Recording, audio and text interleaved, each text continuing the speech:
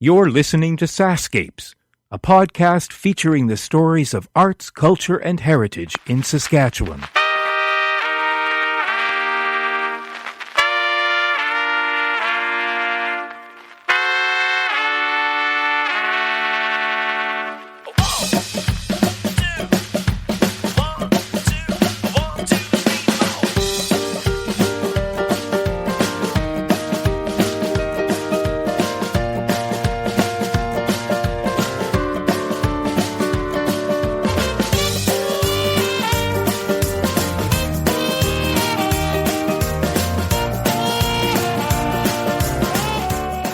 Sherron Burns is an artist and arts educator living in North Battleford, Saskatchewan.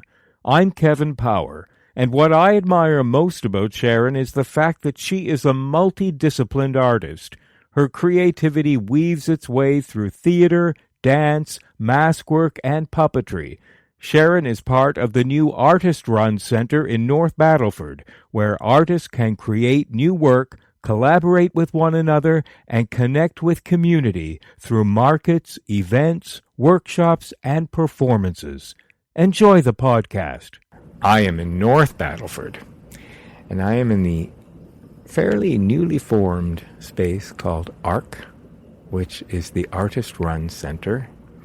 And it's a fabulous space, very big, open, bright, and airy space. And I am meeting with Sherron Burns today. We're going to learn a little bit more about Sherron and the amazing work that she's doing here and in the community. Sherron, welcome. Thank you, Kevin. Nice to talk with you today. So let's begin by getting to know you a little bit. You're from Saskatchewan.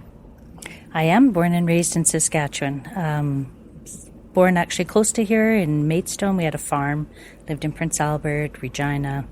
Moved to Iqaluit in Nunavut for 4 years and was teaching up there. And then we came back to North Battleford and made our home here. How old? But you were in Iqaluit fairly as an adult? Yes, those were my first years of teaching, 4 years of teaching. All right. Mm-hmm. So you had done a degree in teaching with a specific lean toward art? That's right. I was an arts education graduate from the U of R. Mm-hmm. Which is a program that takes visual arts, dance, drama, and music, all four strands. And I was very passionate as an art teacher, still am an arts educator. Mm-hmm. So what led you to Iqaluit? How did that happen? Well, I was always interested in the North, and I'd actually gone there when I was in high school as a student exchange program, so I had a inkling about it, and needed a job, and that's where it took me. I loved it. Yeah. Tell me a little bit about what you loved. But that culture, I'm sure, is just so beautiful. Mm-hmm. There's something about the culture. I mean, the kids, the community, getting out on the land, being out in the extreme cold was really quite exhilarating when you're prepared for it and you've got people that are helping look after you. The artists up there are amazing, the storytelling and the legends. Art is everywhere up there. It's very much a part of people's lives. A lot of people make their living from art. Whether they think of themselves as artists or not isn't even one of the questions. It's just the way that a lot of work is created. Right.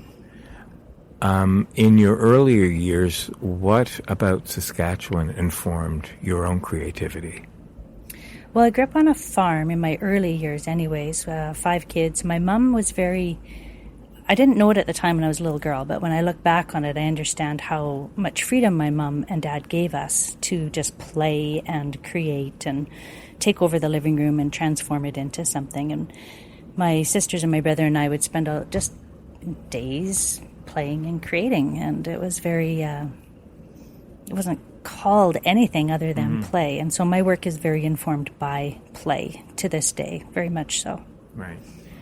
And certainly the culture in Iqaluit is very playful.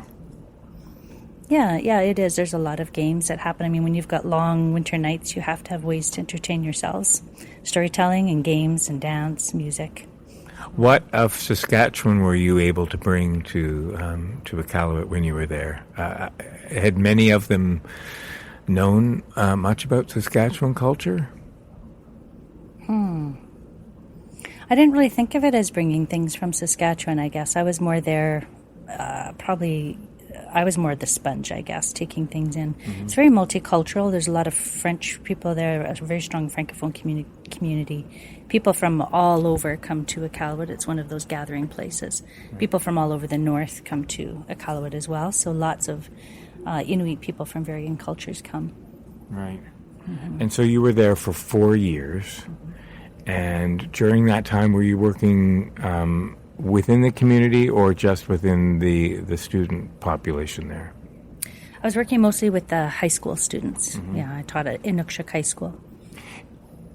I've often talked a lot about the generation today and how receptive they are to creativity and what creativity means to them and how creativity has changed from, let's just say, more naive times when we weren't, so allured by the international things, technology, where you just went out and played.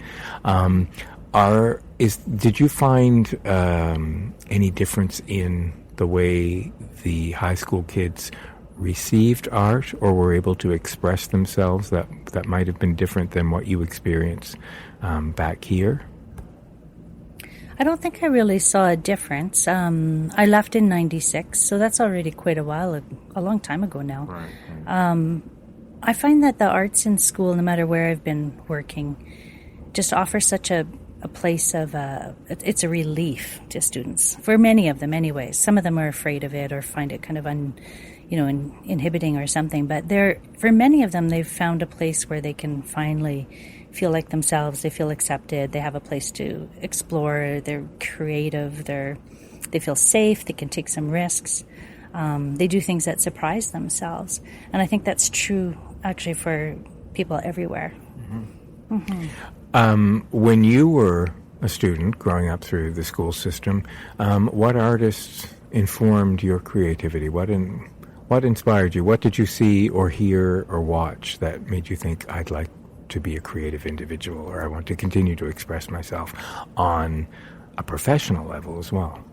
I started out very much drawn to visual arts and just looking at lots of pictures and books. I had a couple of good teachers in school that helped inspire me and made me wake up to some of the art world.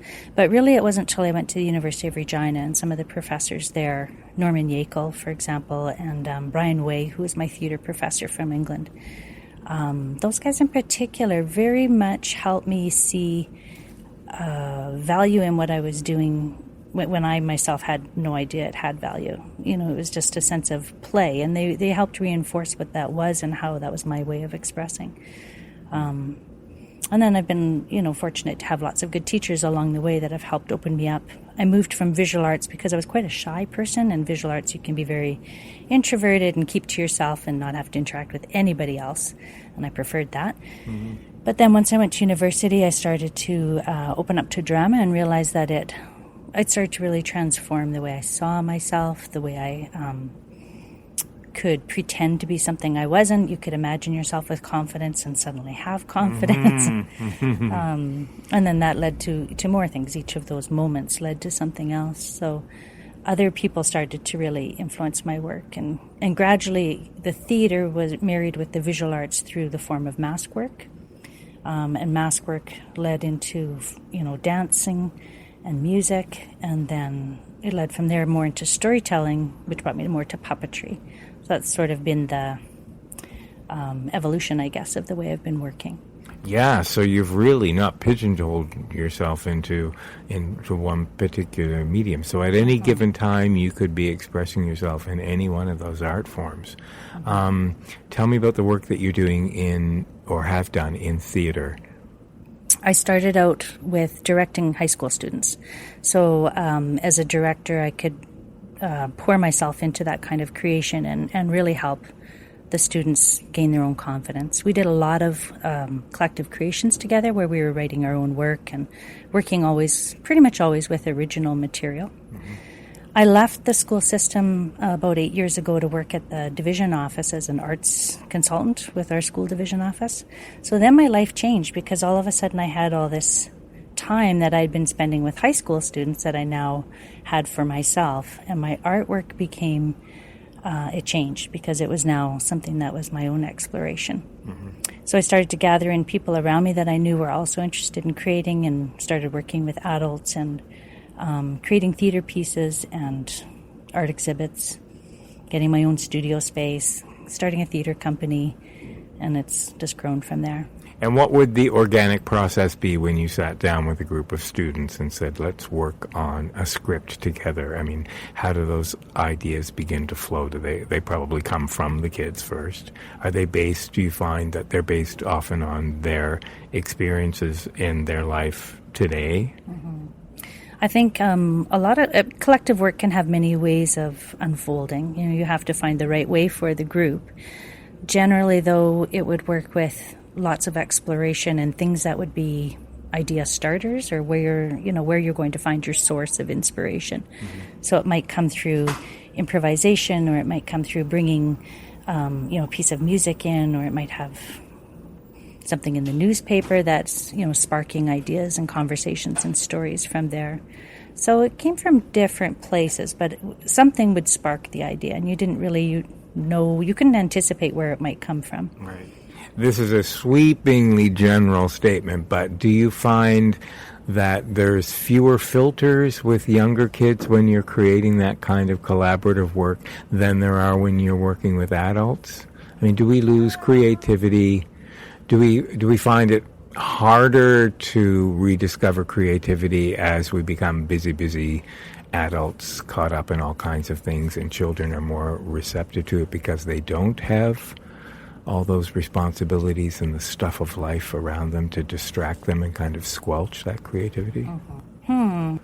Well, it's interesting. I think high school students, or students in general, maybe have these layers of fear and inhibitions about what other people might think that they have to get past. And once you can get past that, they can probably draw in or access that free play a little faster than adults do, I think. Adults, we kind of, I mean, I don't want to speak for other people, but I sort of imagine it as a bit of numbing that happens the older we get. Mm-hmm. The more we're layered up with responsibilities and jobs and practicalities of life, and, can I really take time to do something? Is it going to be of any value? Will it make money? What will other people think? Why is this important? It's just for me. So that sense that we don't do things for ourselves as much when we're adults. So maybe with adults, there's a bit more convincing that playing around without knowing what's going to happen with any real practical end goal in mind sometimes.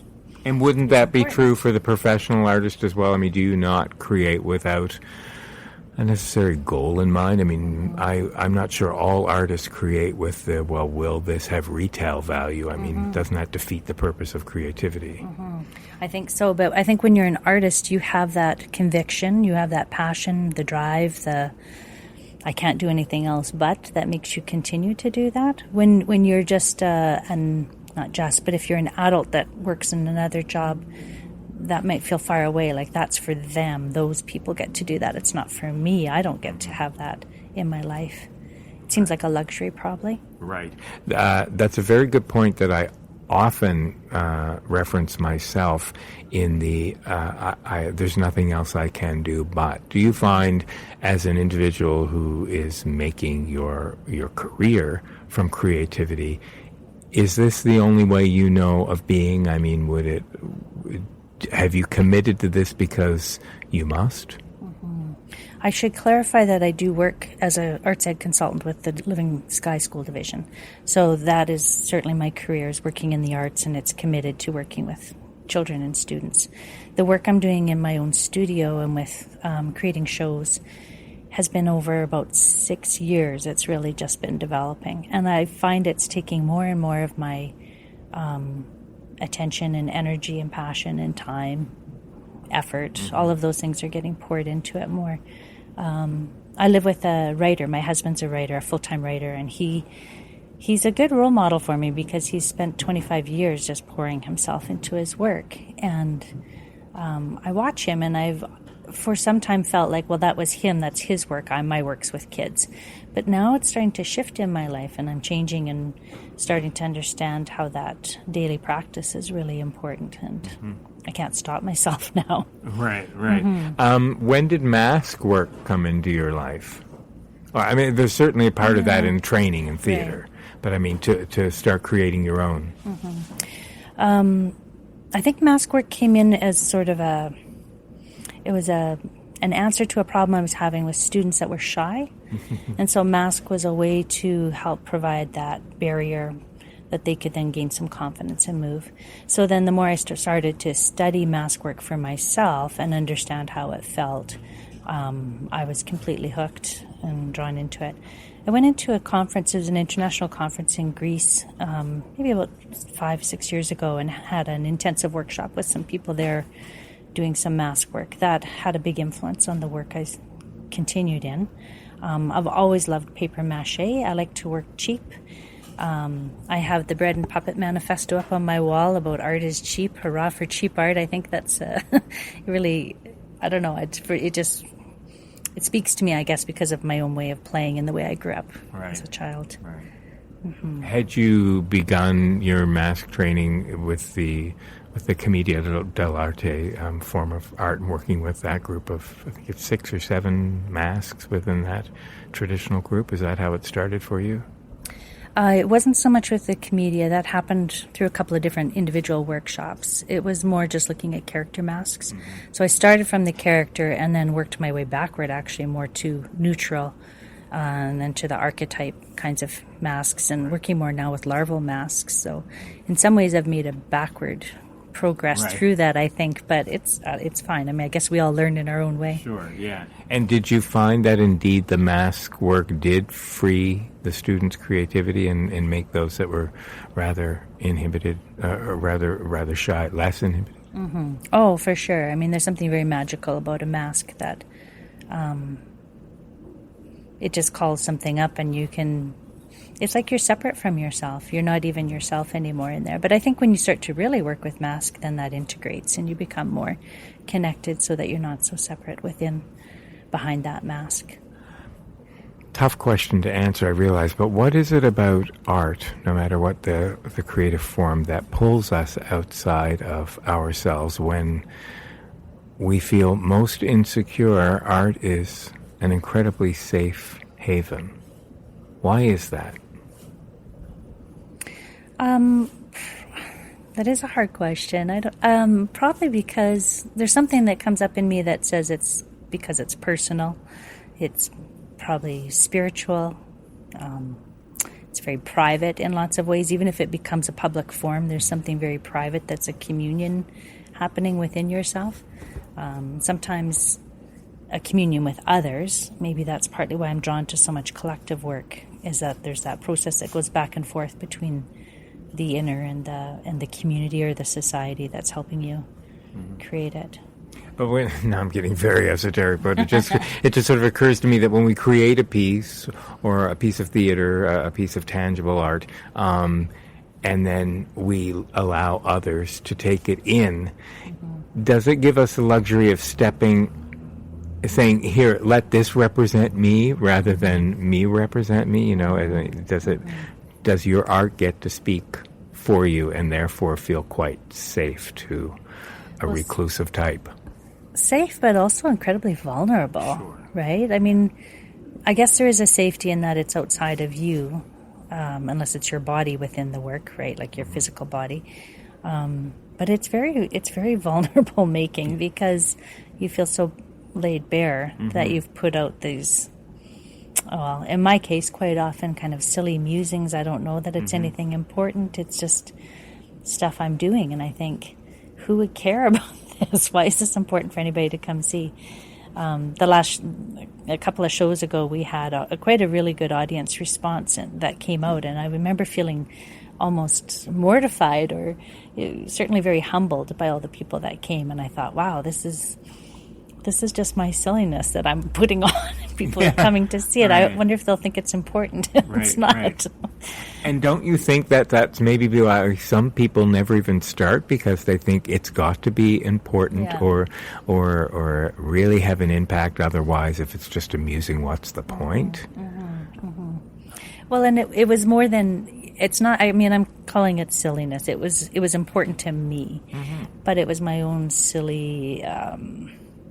playful kind of explorations about these things that were important to me. I don't know that it would be important to others. But then surprisingly enough, you talk to yourself about it, and you have to, I had to talk myself into it that I could do this and share it with people and just put it out there. And it surprised me how many other people were either moved by it or felt something by it, or it recalled some memory for them that was, that they came and shared, or there was a connection that was made, a human connection about how human beings are. I don't know how else to put it. I hope people listening really who think, oh yeah, but I just think nobody would be interested in mine, are hearing the point that you're making, because I think the whole point of creating is that it will touch an individual no matter, in spite of itself. I mean, even if it's loathing when somebody looks at it, it elicits a reaction. So I think we undersell ourselves if we think that it has to look impressive before anyone's going to want to look at it. And we really, really limit our creativity. And that's probably going back to your earlier comment about adults, difference between adults and younger people. Right. Adults feel that more strongly. I believe that's true. Right. And that stops them. They shut themselves off before they've even started. Yeah. And do you think for the younger generation, one of the things I'm always up against when I'm working with kids is to drive home the notion there is no right or wrong in this, that we go through an education system where, the answer is correct or the answer is wrong. And that I'm always saying, when I ask a question to a young student, I always say, there is no right or wrong. There's just a series of choices, some better than others. Do you encounter that even in your work within the educational system, that there is that preconceived, is it right? Or is this the right thing to do before the creativity begins? Oh, yeah, I think that is there. And there's... I think even teachers and students both are feeling the pressure of accountability in education these days. There's marks that are assigned to everything, and so people begin to, there always has been, I guess, but people are concerned about the rubric and what do you want me to do, as opposed to not putting that away and thinking about what am I going to create. Is, from your vantage point and your experience and the things that you're involved in, is art thriving within the education system, or is it always a challenge to keep the arts alive in school? Is it now considered a luxury?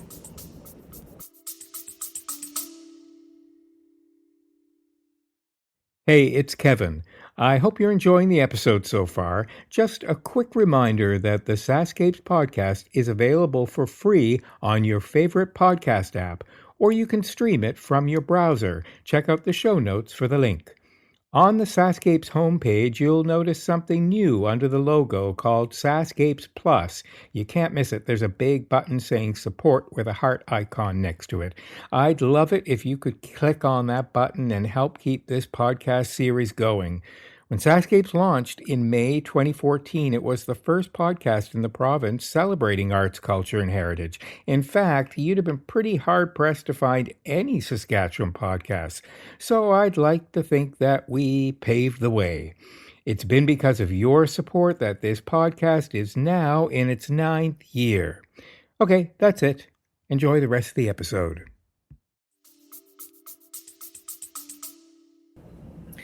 Well, arts education has been part of our core curriculum for 25 years, so it's been around a long time as an expectation to be taught.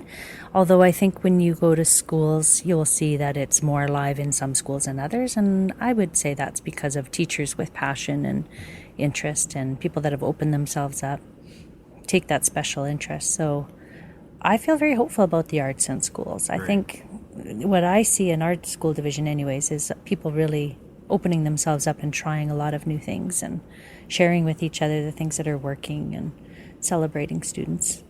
And as long as there's enthusiastic teachers like you at the helm there, then that's sure to continue. Tell me about the puppetry aspect of your work and where you found that. Did that come after mask work or before? It did come after. It's more recent. I took a puppetry intensive workshop at Banff about 4 years ago, perhaps, I think. And I was working with Pete Bulkwell. He's from the Old Trouts. I don't know if you know their work. Yeah. I was so completely enamored with Old Trout shows. Yeah. Completely. Yeah. They're just so bizarre and wacky. And the way they could play with your perceptions. I think the first show I saw was 29 Famous Puppet Death Scenes. I don't know if that's quite the title, but it was a wonderful show. And they really played with perceptions and just little magical touches that were so low tech. You could see the puppeteers doing it. And I'd seen quite a bit of puppet work throughout my career. But I was just maybe ready for it, I think, because I was ready to do work for myself, that I took this intensive. And it just set me off on a completely different path. So then the last about 3 years, I've been creating a puppet show that I had a exhibition at the Chapel Gallery here in town that was a mixed show with other artists that were doing puppetry and mask. But from that, I was also able to do a performance that evening with it. And it was a long, slow process of just building and considering and changing. It wasn't done collectively. That one was done by myself, although at certain times I'd pull in my husband to work with him or get feedback from various people that could, at moments when I sure needed it.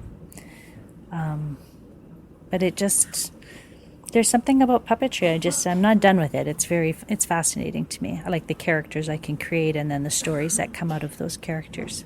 And are you working with various kinds of puppetry, marionette, hand puppets, also puppets where you're using your entire body as well, which gets closer to mask work, I suppose? Mm-hmm.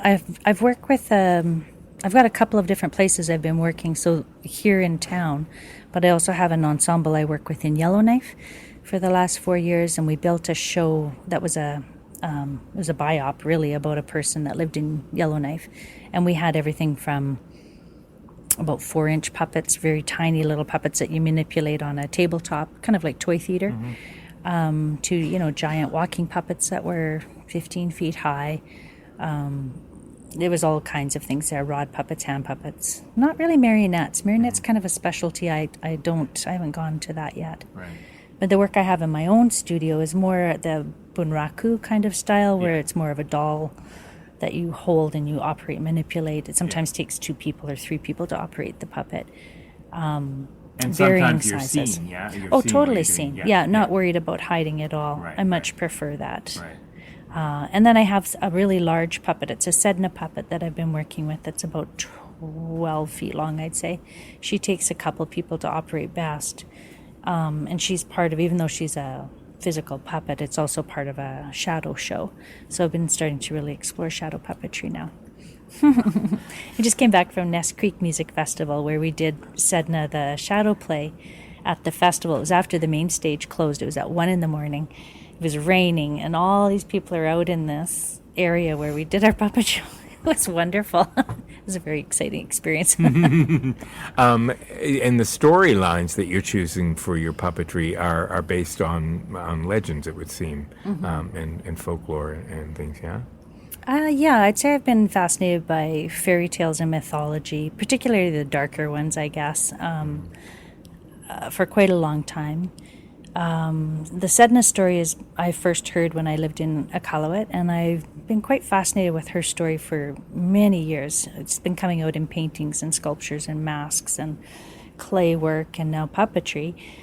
I'm not sure why that story just stays with me. But I started also really looking into our family history and some family members that are storytellers and family stories that go back to coming in the 1750s to Canada. And I started to imagine some of my matriarchs in the family being from various lines, and one being Sedna and one being Selkie. So coming from the north and coming from Ireland and swimming down through the Agassiz down into our prairies, and this used to be an ocean down here, so I could kind of imagine all these things coming together in family genealogies that are real but also imagined. What's your connection with Yellowknife? Yellowknife. Well, when I went to the Banff puppetry intensive, I met 2 people there, Ben Nind and Natalie Labossiere. Have become really special friends with me. We met there, and Ben had an idea. He's from Yellowknife. Both of them live in Yellowknife. Ben has a a theater company there. And he called me up and said, we want to do this show. Come up and work with us. So it was a beautiful process that took 4 years. The first year, all we did was play. He had grants to help. I was quite amazed. I got paid to go up there and paid to play for 2 weeks. No expectation of a result at the end. We just played.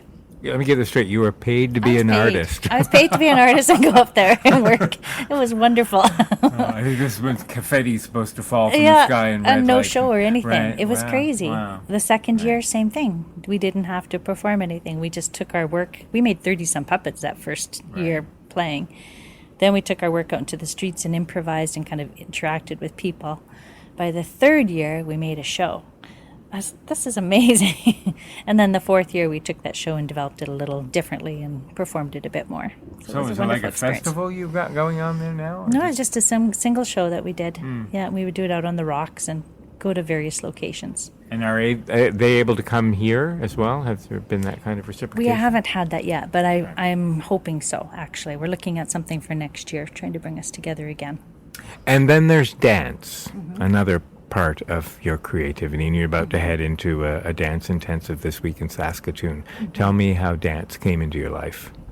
Well, I'm not a trained dancer for sure, but I have, I certainly teach dance and work through creative dance process, the way it works in our curriculum, but I'm not trained in studio dance at all.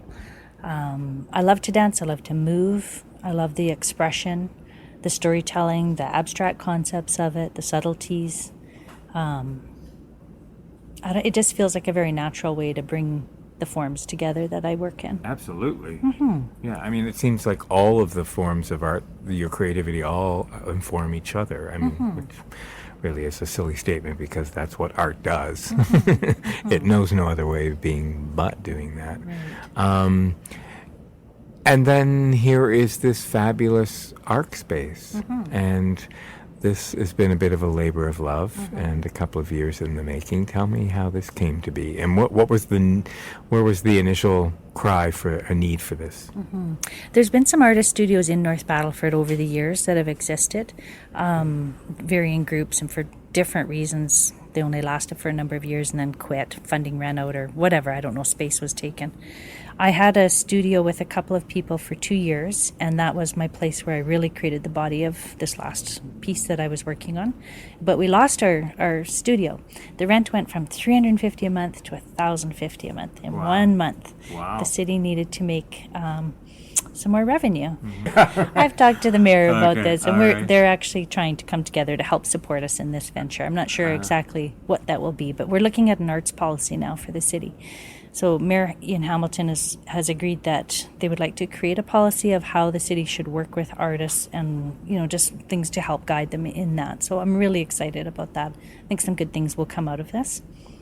But then, so about a year ago, we started talking with other people to find out who might want a space, and we just began the search, and it took us to a couple different places, things that didn't work out. Finally, this space came available, and we've been able to find 12 artists. We may have one space available if anyone out there's looking. The rent is very reasonable. It's $125 a month. That was one of our, per person. That was one of our goals, was to try to keep everything very reasonable for artists. And we want it to be a collaborative space where we can show our work out front. We can work together to have workshops or events, concerts, performances. We're doing a shadow play in here next month as a way of starting things off. We'd just like it to be a place for community to come in and see artists working as well. So I think there's lots of potential. I do want to thank BATC, Battleford Area Tribal Council, because they gave us a really nice grant to help make this possible. It was wonderful. And we're hoping the city's going to be able to do some things to help us. We'll be finding some other ways to fundraise to keep our rent reasonable. Right. And so you've got artists, visual artists working in various medium, and anyone's welcome to come. And can they take in your work while, does the public walk by and stop in, or how open are your doors at this point? Right now, we haven't decided. We need to decide some of those things. We've just got started. People are still settling in. Not everyone's moved in. But I think in future we'll probably have a certain day of the week that it'll be open to public, and then someone has to, of course, people have to be here to make sure that happens properly. And if we're having a market, workshops and events could be marketed for various times, not necessarily that one day of the week. But yeah, it's going to evolve. I'm sure it'll evolve, and people will have ideas about what should happen. And it must be very exciting to have other artists working around you like this. It's very exciting. We've got potters and other mask makers, painters, photographers, printmakers. Oh, it's just all kinds of people. I'm probably the only one that's doing theater in here, but it's more visual building and then some theater. Right. Mm-hmm. When you create, is there a specific time of day which works best for you? Are you a morning creative type, or do you let it happen organically throughout the day? I do try to set times for myself, otherwise I'll get kind of lazy and go do other things, or especially when I'm working. You get tired at the end of the day, so I set studio times for myself, and I try to keep them regular as best I can. Mm-hmm. What do you love about Saskatchewan? Oh, I am so in love with Saskatchewan. I love Saskatchewan. I like the wide open spaces, and I like the big skies that we have. I like the fact that there's not a lot of people. I enjoy cities at times, the cultural life. I'll escape away to have my fill of that, but I really enjoy just driving across the prairies and seeing the hills and the valleys and the water and the sky. It's clean. There's air you can breathe, space. You can feel the energy. Right. Mm-hmm. If some magic wand came down from the sky and tapped you on the head and said, you can no longer be an artist, you must choose to do something else, is there anything else that you had ever considered or would ever consider doing? Do you lie awake at night saying, gee, maybe I should have done that dentistry thing after all? Not at all. I always thought I should be a midwife. I'd just like to go around and hold people's babies, but the hours are not good. I like to sleep now.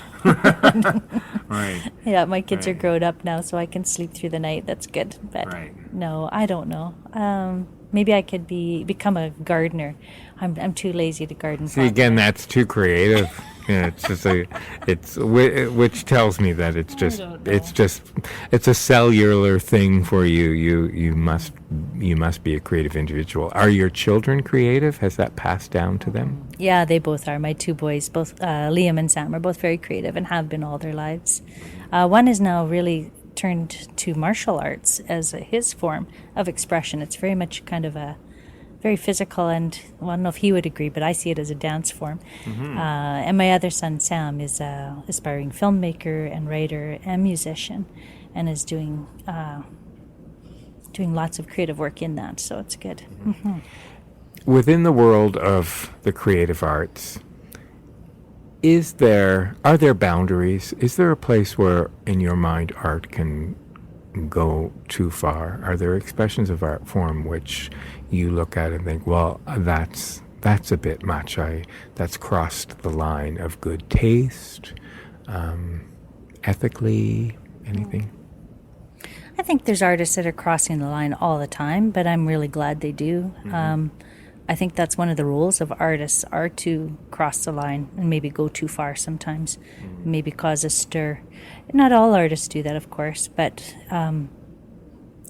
artists. I see artists as kind of like shamans, or something. Sometimes they're priests, sometimes they're confessors. I don't know what they are. Sometimes they're fighters. They're. The priest, the confessor, and the fighter. The title of the next play. And the lover. Don't forget the lover. Have you seen that fabulous movie, The Cook, the Thief, His Wife, and I mean, that's a piece of art. Yes, that's true. Like no other. Yeah, it really is beautiful. I know it's still forming, but there's a plan for your studio and the artists that you're working with to do something on Culture Days here. Mm-hmm. It's a group of artists, not so much from the artist-run studio. It's I've drawn them from various places, people that I know. So we're going to put together something for Sunday, September 28th. It'll be at the Decker Center. It's a free event. We're going to perform Sedna, the Creation Story shadow play first. And then we're going to have it set up so it's very interactive and people can come and try out their own shadow plays, but making their own music as well. The music from the Sedna was created from my son Sam, who's a musician. Right. And with my husband Cliff, actually. They collaborated on that. But the idea that you can make sound and music from lots of things and build up soundscapes that have, a mood and a certain expression that you can follow. And then kind of using the idea of jamming and kind of an improvisational jamming of what happens working off of each other. So some performance and then some exploration and workshop time for people then to perform their own pieces. Is your husband Cliff involved in any kind of script writing with you? Have you thought of collaborating on that? We have collaborated somewhat, yeah, for sure. He writes mostly nonfiction, but mostly fiction and some nonfiction as well, and has done some different scripts. We've collaborated a little bit with high school, or he's helped me with pieces. He's a wonderful person to collaborate with. How did you find a writer? Just when you're not looking for them, they show up all of a sudden. So, yeah, we've been together 25 years already. Wow. Yeah. Wow. And you obviously do well being with other creative types. I mean, you weren't looking for somebody to be diametrically opposed to you to keep you on a level playing field. You need another wacky artist around. Yeah. We actually are quite different from each other in lots of ways. He's very disciplined. He's very disciplined in his work. I've never seen anybody that can work like him, actually. He helps inspire me to stay more disciplined. It's good. Do you move through life? I think I already know the answer to this question, but I ask it often. Do you move through life as a creative individual constantly observing? Are you the constant observer? And does everything inform you, even in the most subtle of ways, as you create? Oh, most definitely. You must understand that, Kevin, to be able to ask that question, right? It can be in beautiful moments where you're by yourself, or it can be in kind of ugly moments even. There's very mundane, boring moments. There's all kinds of things that inform me. And whether it be the color or the sound or the texture of something, the taste of something, the memory of something. There's so much. It's always happening. Right. And my husband also works. He's a writer, but he likes to take breaks from his work, and so he's now started painting. He makes films, and he's always recording sounds that he'll then turn into musical pieces that he creates. So, we'll just be sitting in the backyard and we heard the sound of somebody screaming at their kid down the hallway or down the back alley, and then a dog started barking, and we heard the music of a ice cream truck going by, right? And we just looked at each other, it was like, that was a perfect little movie right there. Did you hear it? And he's like, yeah, that was, I wish I was recording it. So it's like everything is art all around you, no matter where you are. I'm going to throw these questions at you, and it may not stay in or not, but just as you're doing it, I'm thinking, oh, this might be an opportunity to bring them up again. You've kind of already answered that, but they're kind of a neat way to get to know somebody in one word. What word do you love? Lullaby. What word do you dislike? Irregardless. Which, of course, we all know is not even a word. Right. You've already answered this, so maybe there'll be another one as well. There's probably not a list. What sound do you love? Oh, little babies making sounds before they can speak. Those sounds they make. Love those sounds. I like the sound of packing tape. Why? I don't know. I don't. Constantly on the move, the life on the road? I just like that sound. There's something about it. As it rolls off that tape dispenser there's thing? something about that sound. I like tearing paper and crumpling paper, too. Oh, that's interesting. What sound do you dislike? Oh, nails on a chalkboard. Anything really, things that are grating sounds. No. Right. Here's one of the ones. Cats. Cats yowling in the night, Oh, no, that's interesting. Cats in heat yowling. Oh. My guest before last, Eileen Laverty, the singer, for her it was cats digging in her garden. So there you go. Yeah. You don't have to answer this, but it is one of the questions I never forget. It. What's your favorite swear word? Really? You want me to say it? Sure. Oh, now I'm embarrassed. No. Go for it. Well, my friend actually she was trying to stop herself from swearing, so she would make up words, and so she would say, sac a papier. That was her favorite swear word. So I'll use that one for the radio. Okay, all right, that's fair. It's paper bag.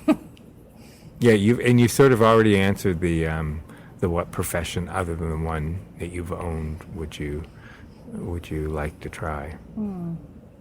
Yeah, the what was it that you said? Being a midwife or a yeah. gardener. Right. Or maybe cooking for people. Aha. So favorite thing to cook? Oh, that's hard. Probably making a Greek dinner with like dolmades and dolmades and ribs or something like that. Salads, different kind of salads. Right. Is there Greek in your background? No, but I love Greece. I've been to Greece. So. Right. Right. Have you traveled all across Canada as well? I haven't traveled very much in the east, actually, but through the north, probably a fair bit, and west, from Manitoba to BC, somewhat through the States. I've been to Greenland, to Greece. You do love the north. I do. How was Greenland? Oh, it was beautiful. I was there for a conference, and so I would have loved to have stayed longer, but it's a very interesting mix of cultures there. Right. But for now, you're quite happy to stay here in North Battleford. For now, I am. Yes. Yeah. It's a wonderful community, actually. There's a lot of artists here. There's a lot of people that will support the arts, even if they themselves are not artists. It's small, and yet you don't have that sense of everybody knows everybody's business. It's a little bit on the bigger side. Right. It's beautiful here. There's so many lakes. I think it's a really nice community. It's a good mix of cultures here. We're becoming a very diverse community. And that's always going to take some work. But I think it's a wonderful thing. But a very thriving arts community for a town of this size, yeah? I think there is, yeah. Yeah, I think there is. Well, and they're lucky to have you as being part of it, because you're obviously a great energy to be around. You're bringing a lot of people together, which is great. And we're thrilled that you're doing something for Culture Days. That's great. Fantastic. Yeah. Thank you so much for letting us in on a little bit of your life and the work that you do. If people want an opportunity to take a look at some photographs of the work you've done, you are on the internet. I am. I do have a website with some of my images. Yeah, I'm on the internet in a few places. Yeah, both as an arts educator and now more as an artist as well. And you'll continue to take your work throughout the province when the opportunity arises, so we can hopefully get a chance to see some of the either theater shows, mask shows, dance work, puppetry, or all. Have you done, you must try all four combined. That would be quite a tour de force. Yeah, I will sing. I don't play an instrument, but I've worked with other people to collaborate on music. And my newest collaboration is going to be coming up with Tamara Unrow. I'm really excited about working with her. I don't know if you know her. I don't. She's a puppet artist living in Tegaski. Tegaski is a fascinating little tiny community. And we're going to work on a collaboration throughout this year. So we'll see what happens for next year. How do you all find each other? Isn't that funny? Things just happen, right? Because somebody was, Ben and Natalie that I mentioned from Yellowknife, they drove through Tegaski to visit the guitar maker. There's a world famous guitar maker there. And they met up with Tamara and they said, oh, you and Sherron should meet. So they introduced us. I don't know. It's interesting. Yeah, life is grand. Thanks so much for letting us in on your grand life. Thank you, Kevin. It was great. Nice to talk to you. Thanks for listening. The SaskScapes podcast is created by Kevin Power as part of the Culture Days Animateur program operated by Sask Culture. Funding to the cultural sector is provided through the Saskatchewan Lotteries Trust Fund for Sports, Culture and Recreation. If you want to hear more of these podcasts, or to see the great work being done by other Sask Culture animateurs, please visit www.podbean.com. iheartculture.ca. Special thanks to Paved Arts in Saskatoon for their technical support. SaskScapes podcasts are also available through the iTunes Store. Music for SaskScapes is provided by Saskatchewan-born singer-songwriter Jeffrey Straker. There is no end to the stories to be told. So, until next time,